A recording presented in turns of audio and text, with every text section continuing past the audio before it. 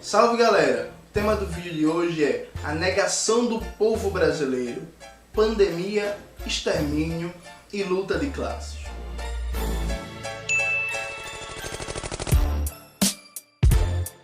Nos últimos dias vem sendo muito debatido a postura do liberal fascista na presidência Jair Bolsonaro de negar a quarentena. Muitas pessoas vêm colocando que o grande problema, na verdade, é apenas o presidente, que basta tirar o liberal fascista da presidência e tudo volta ao normal. Ou então tentam explicar o comportamento de Bolsonaro e de outros a uma postura em abstrato de anti-ciência e anti-razão, colocando que inclusive o combate atual, a centralidade do combate político é entre ciência e anti-ciência, razão e negação da razão, defendendo que, inclusive, é necessário formar uma frente política com todos que defendem a civilização, a ciência contra os anti-ciência e anti-razão. Eu venho defendendo há muito tempo que a postura de Jair Bolsonaro e do bolsonarismo frente à pandemia, contra o isolamento, colocando a vida de milhares, talvez milhões de pessoas em risco, provocando um extermínio em massa, não tem nada de irracional. É uma postura da burguesia, representa uma política de classes da burguesia. Eu já mostrei no Facebook, no Twitter, em várias entrevistas, como vários setores da burguesia brasileira são contra o isolamento. Eles não querem arriscar a reprodução do seu lucro, mesmo que signifique o extermínio de milhares de pessoas. Não é só o dono do Madeiro, não é só Roberto Justus. Grandes investidores da XP, o presidente do Banco Central Brasileiro, representantes de grandes bancos como o Banco Itaú, setores importantes da Fiesp, que é a Federação das Indústrias de São Paulo, da Firjan, Federação das Indústrias do Rio de Janeiro, do agronegócio, enfim, diversos setores da burguesia interna brasileira ou negam diretamente a necessidade da quarentena e do isolamento social para conter a propagação do vírus, ou negam a necessidade de políticas sociais, políticas públicas urgentes e robustas, ousadas, para garantir as condições materiais para a quarentena. Até porque, sem uma política para manter a classe trabalhadora em casa, sem uma política de crédito subsidiado, barato, sem contrapartida para os pequenos e médios negócios, para garantir capital de giro, para esses negócios não falirem, não tem efetivamente quarentena. E aí veja, algumas pessoas estão surpresas com a postura da burguesia, a postura da classe dominante brasileira. Eu venho argumentando há muito tempo que existe uma particularidade na formação sócio-histórica brasileira.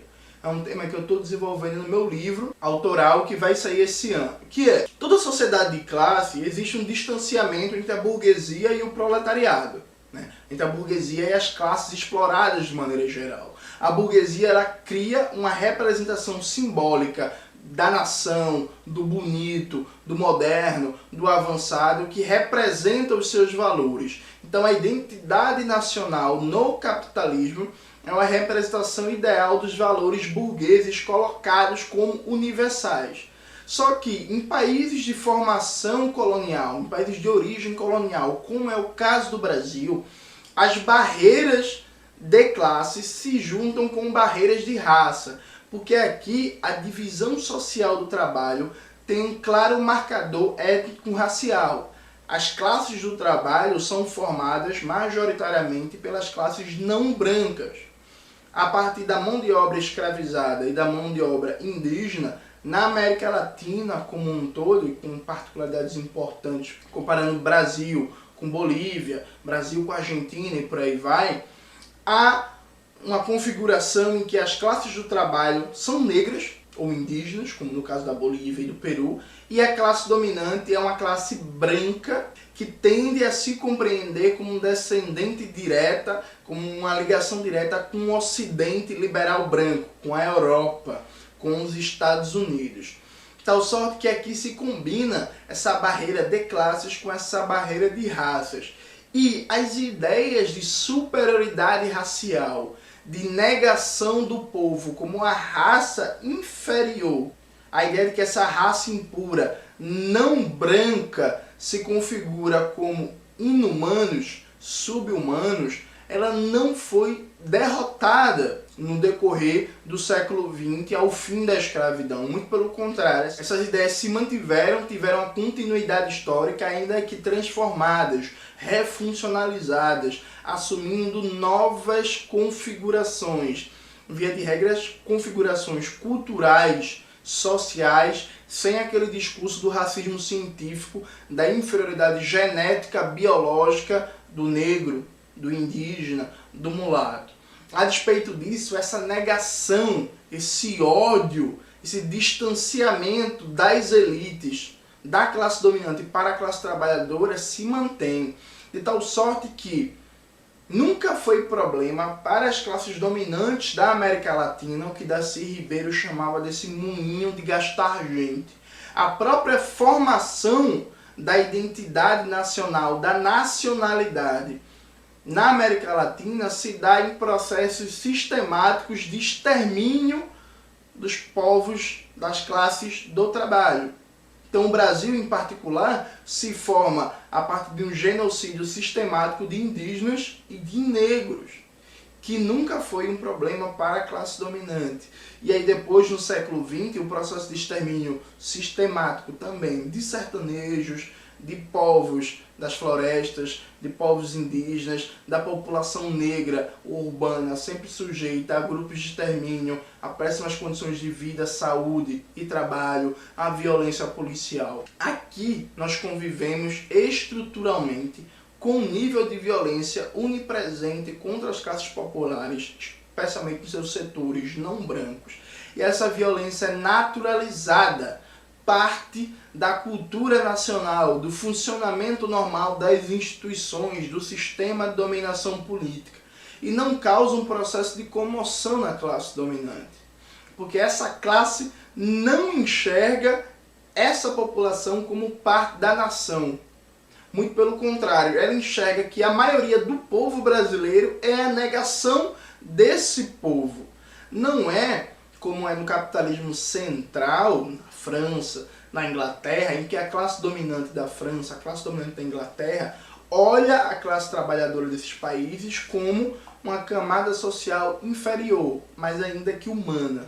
Aqui no Brasil, a classe dominante, no Brasil e na América Latina de maneira mais geral, a classe dominante olha para a classe trabalhadora não só como uma camada social inferior, como uma classe inculta, sem cultura, bárbara. Ela olha para essa classe como não plenamente humana, ainda que esse discurso não tenha mais a forma do racismo científico.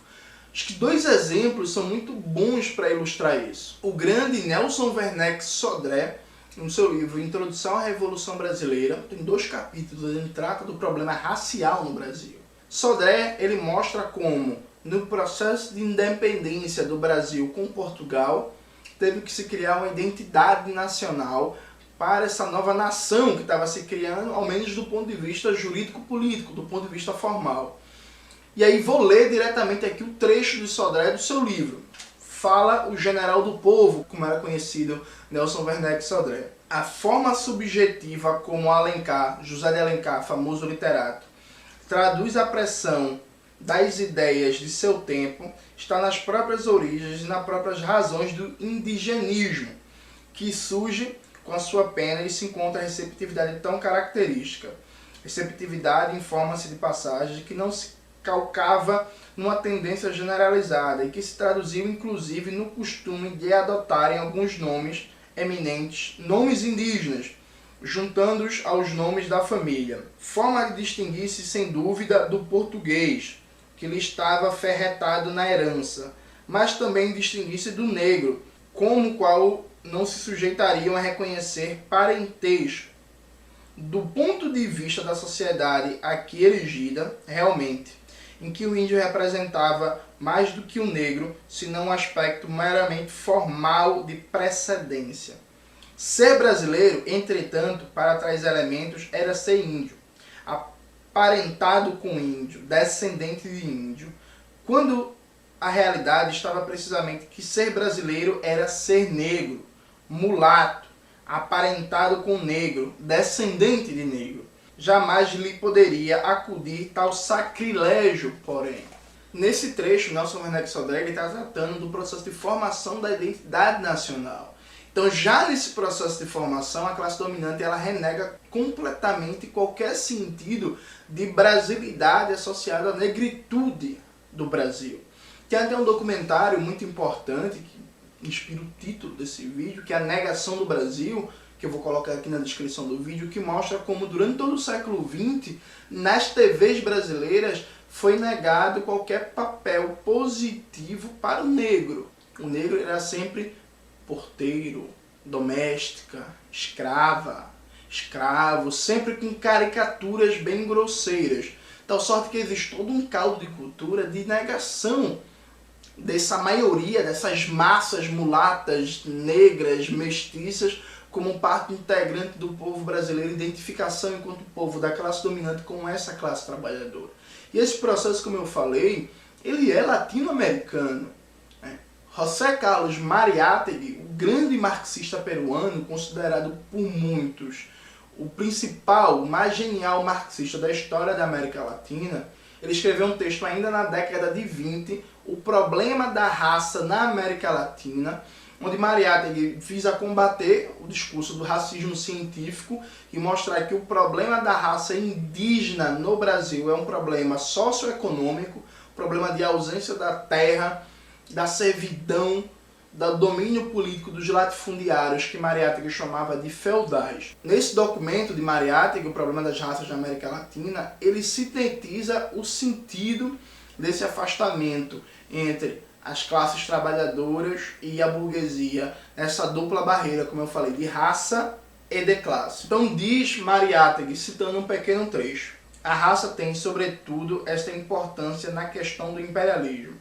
Porém, tem também outra função, que impede de assimilar o problema da luta pela independência nacional nos países da América com forte porcentagem de população indígena, ao mesmo problema na África ou na Ásia.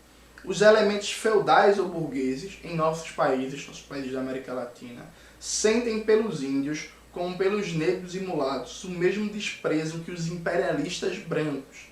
O sentimento racial atua nessa classe dominante em um sentido absolutamente favorável à penetração imperialista. Entre o senhor ou o burguês crioulo e seus peões de cor, não há nada em comum. A solidariedade de classe se soma à solidariedade de raça ou de preconceitos, para fazer das burguesias nacionais instrumentos dóceis do imperialismo yankee ou britânico. Este sentimento se estende a grande parte das classes médias, que imitam a aristocracia e a burguesia no seu desdém pela plebe de cor, ainda que sua própria mestiçagem seja muito evidente. Esse trecho de Mariátegui, que foi escrito na década de 20, parece que foi escrito ontem. O que eu quero destacar é que essa postura da classe dominante brasileira, e que não é só da classe dominante brasileira, é importante destacar que na Colômbia, que no Chile, que no Peru também aconteceu resistências significativas dos setores da burguesia interna à quarentena e outros países da América Latina, expressa essa longa duração histórica de uma burguesia formada a partir de uma origem colonial, a partir do sistema escravista, e que sente pelo povo um profundo nojo, um profundo desprezo, que é uma transfiguração desse racismo científico que sobrevive sobre formas políticas, culturais e sociais, configurando uma dupla barreira, uma barreira de classe, uma barreira de raça, que afasta as massas, a maioria, dessa classe dominante e que fundamenta, legitima, faz com que não seja chocante para as camadas médias e para a burguesia o processo de extermínio sistemático das classes populares. Então veja, isso é muito importante. Você que está assistindo esse vídeo, que está desesperado com a quarentena, com a política do governo Bolsonaro. Sim, o governo Bolsonaro é um problema. Sim, o governo Bolsonaro ele precisa ser derrotado. Mas não é só o governo Bolsonaro. Passou da hora da gente deixar de se iludir com pequenas conjunturas históricas, como o governo Lula ou como o governo Vargas no passado, como se a partir daí se criasse uma burguesia com um projeto nacional, uma burguesia com perspectivas de soberania popular. Isso não existe na América Latina. Na América Latina, a burguesia é incapaz de qualquer projeto de soberania nacional, de qualquer projeto de soberania popular, e tem um profundo desprezo, nojo, racismo pela maioria do povo, pela nossa classe trabalhadora. E isso se mantém ao longo de toda a formação do capitalismo brasileiro e é reforçado a cada dia mais. Não custa lembrar que no auge do programa das grandes campeãs nacionais durante o governo Lula, o número de pessoas assassinadas pelo Estado nunca deixou de crescer, o número de pessoas encarceradas pelo Estado nunca deixou de crescer. Então, mesmo nos momentos em que, para um olhar mais destreinado do ponto de vista sociológico, essa burguesia parece embarcar num projeto popular, com muitas aspas, né, porque é difícil chamar o projeto do governo petista de popular, essa adesão se dá mantendo esse moinho de matar gente, que é o Estado burguês dependente no Brasil operando no extermínio. Não esqueça disso.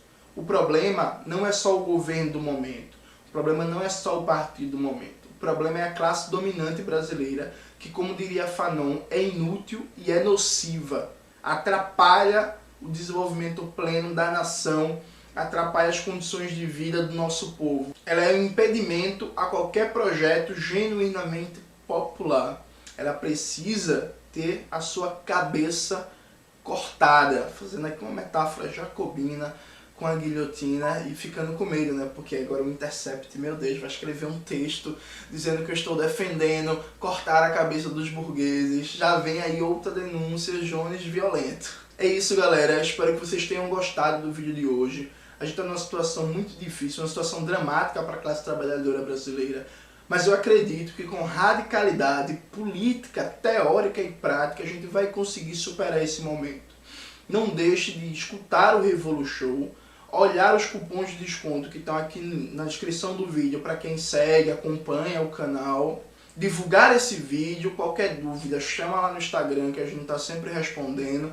Um abraço, até a próxima, cuide dos seus, exerça a sua solidariedade de classe. Tamo junto.